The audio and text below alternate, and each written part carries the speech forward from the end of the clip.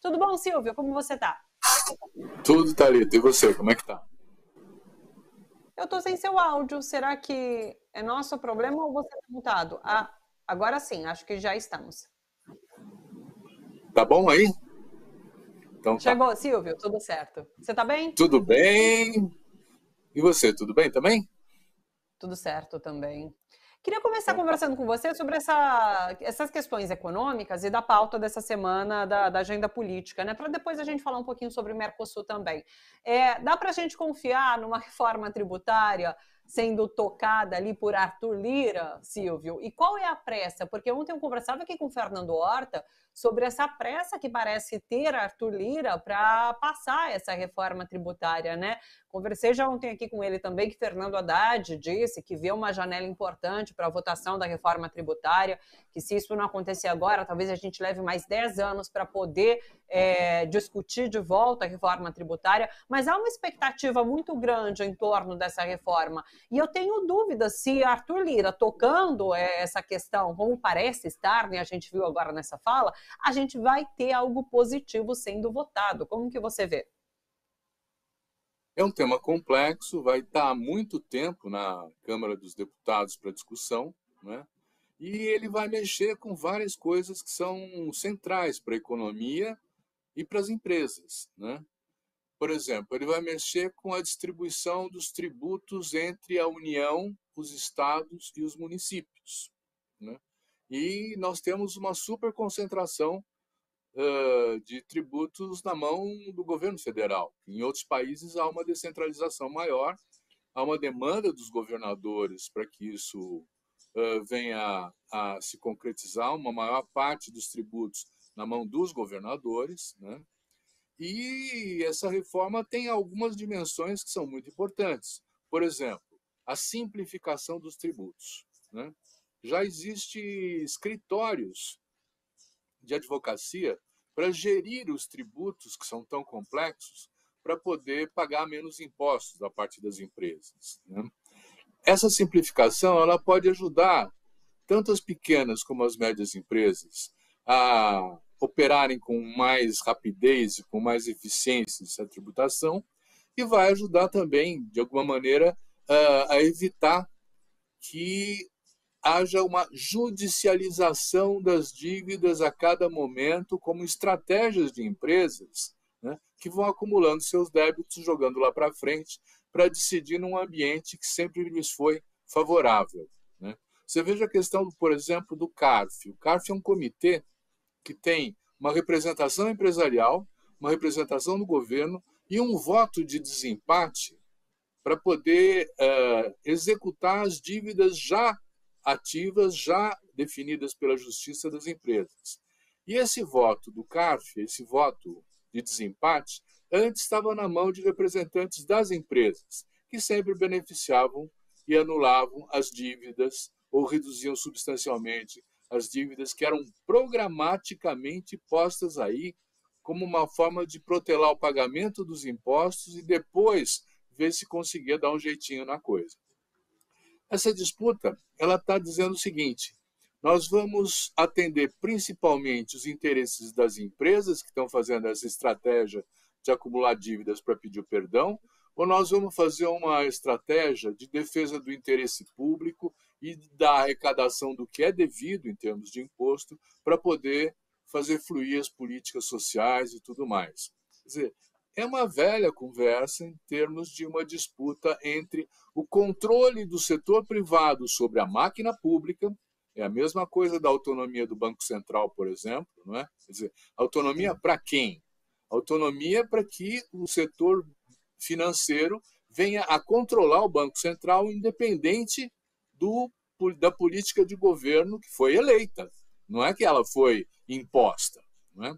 Então, nós temos aí uma disputa nessa reforma tributária que ninguém vai ganhar 100%, porque é um jogo de tensões muito forte, que tem representações no Congresso, que tem bancadas que defendem seus interesses, né? Mas que tem essa dimensão, primeiro, de ajudar a processar os impostos no sentido da sua simplificação. E numa segunda etapa, que não chegou ainda, a pensar numa maior equidade, maior justiça social na tributação, numa tributação maior sobre a renda, sobre os lucros, sobre os dividendos, coisa que até agora não aconteceu, né? E uma tributação menor sobre o imposto embutido nos produtos que a gente compra no supermercado, enfim, que a gente tem a necessidade de comprar para abastecer o nosso dia a dia, né? Então, a questão tributária é uma questão central. Ela vai permitir ou não que o governo tenha mais recursos para promover uma estratégia de desenvolvimento, e hoje em dia nós temos, de fato, uma estratégia de desenvolvimento se desenhando, coisa que a gente pode falar mais tarde, né? Antes, a estratégia era o máximo de lucratividade, antes eu digo nesses últimos 3, 4, 5 anos, o máximo de lucratividade para as empresas às custas do conjunto dos brasileiros.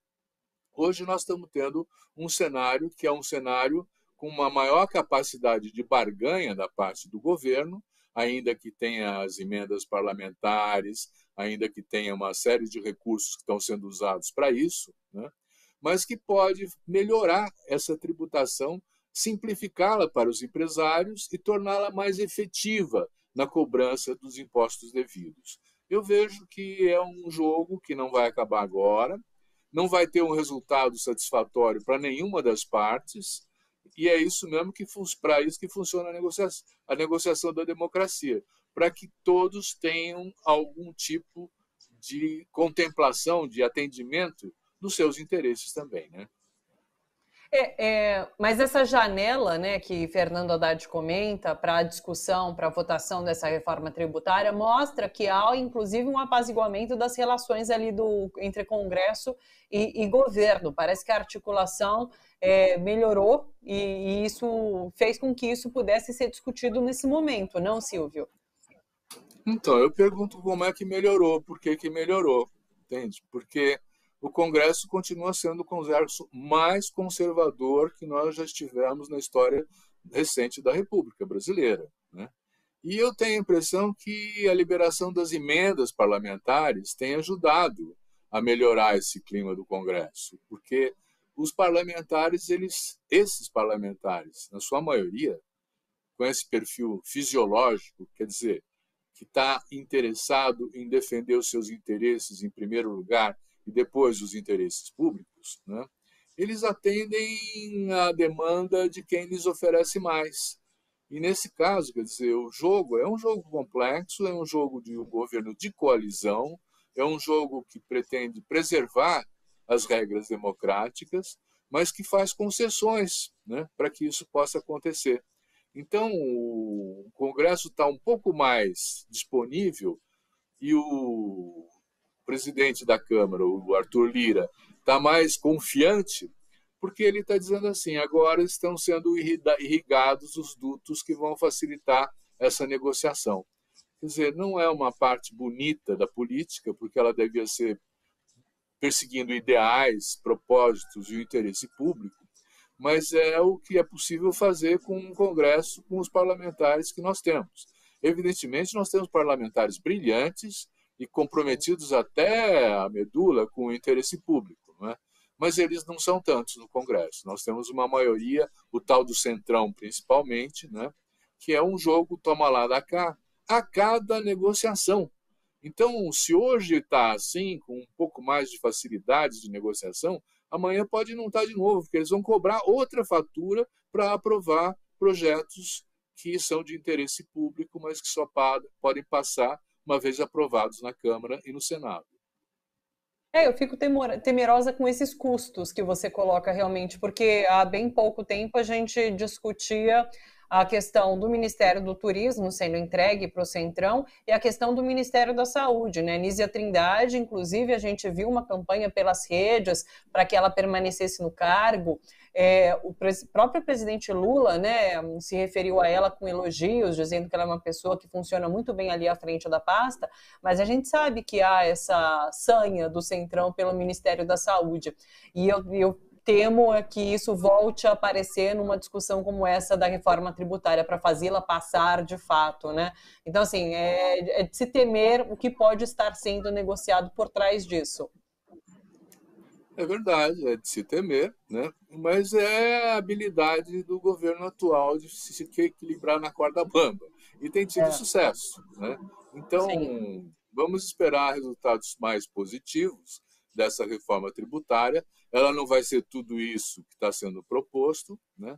Mas é possível, de fato, ter alguma melhora que interessa a setores da indústria, a setores do comércio. Quer dizer, a forma de como está desenhada agora, ela se beneficia principalmente o sistema financeiro e o agronegócio, né? Sim. Então, quando você tem alguns outros grupos econômicos importantes entrando com, com um certo peso na negociação, dizendo assim, olha, nós também achamos que o setor da indústria precisa ser contemplado, que o setor dos serviços precisa ser contemplado, que tem que baixar o juro para a gente poder fazer bons negócios e aquecer a economia. Quer dizer, não há só a questão dos direitos que está sendo posta em causa. São estratégias de desenvolvimento que contemplam ou não distintos setores da economia.